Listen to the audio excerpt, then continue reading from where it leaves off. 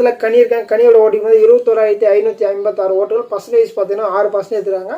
So கனி வந்து இன்றைக்கி வந்து தமிழ் டீச்சராக இருக்காங்க. ஸோ தமிழ் அம்மாவாக இருக்கிறதால அவங்களும் வந்து எல்லாருக்கிட்டையும் வந்து ஒரு திருக்குறள் சொல்லி எல்லாரையுமே வந்து சொல்ல சொல்லி, இதில் வந்து நம்ம சாண்ட்ரா அவர்கள் நல்லா சொன்னாங்க, ஆர்வரம் நல்லா சொன்னாங்க, அதுக்கப்புறம் கானா வினோத் அவர்கள் சொன்னாங்க, கமருதீன் சொன்னாங்க. இந்த மாதிரி வந்து ஒரு விஷயமா வந்து சொல்லி அவங்களுக்கு பாயிண்டாக போட்டு கொஞ்சம் என்டர்டைன்மெண்ட்டிங்காக இருந்துச்சு. பட் வந்து டீச்சர்ஸுமே கொஞ்சோண்டு யோசிக்கணும். இவங்க எந்த கிளாஸ் ஸ்டூடெண்ட்ஸு, இவங்களுக்கு எந்த மாதிரி ஒர்க் கொடுக்கணும், எந்த மாதிரி இவங்க பேசணுன்றது அவங்க கொஞ்சம் கைட் பண்ணலாம். ஏன்னா வந்து நம்ம பிக் பாஸ் கண்டஸ்டன்ஸ் வந்து பிக் பாஸ்ன்னு சொன்னாலே கேட்க மாட்டாங்க. அட்லீஸ்ட் இவங்க வந்து அவங்க கூட வந்து இன்ட்ராக்டில் இருக்கிறதால இவங்க சொன்னால் கொஞ்சம் நல்லாயிருக்கும், மாறுத வாய்ப்புகள் இருக்கும். ஸோ ப்ளஸ் பிக் பாஸ் பார்க்குறதும் கொஞ்சம் இன்ட்ரெஸ்டிங்காக இருக்கும். ரொம்ப போர் அடி, ரொம்ப வெறுப்பாக இருக்குன்னு தான் சொல்ல முடியும்.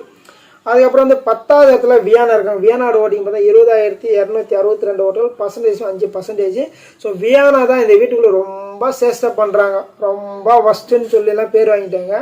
ஸோ பிஹேவியரும் சரியில்லைன்னு சொல்லிட்டாங்க. வியானாவுக்கு வந்து எல்லாமே க்யூட்னஸாக நான் பண்ணுறது எல்லாமே க்யூட்டுன்னு நினச்சிக்கிறாங்க அப்படின்னு தெரியல. பட் பார்க்குற மக்களை வந்து ரொம்ப கடுப்பாக இருக்குது.